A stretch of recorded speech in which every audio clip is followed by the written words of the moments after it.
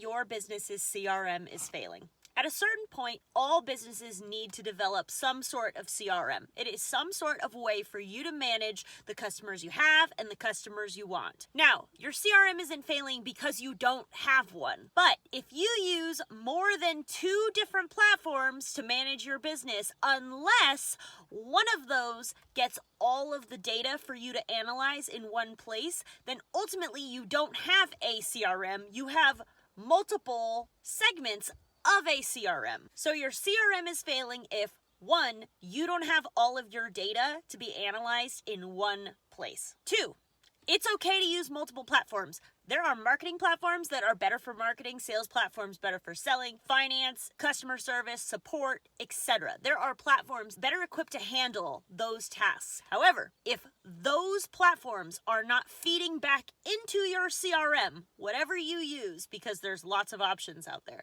if that data is not being fed back into your CRM so that you have one place to see all of that, then your CRM is failing. And the third reason your CRM is failing, if you are unable to look at your business from a past, present, and future perspective. Now, of course, this ties into 1 and 2, because if you don't have all the data from your business being collected in one place, then that means that you don't have a way to analyze past, present, and future forecasting when it comes to your business and your business's success. So what does this mean?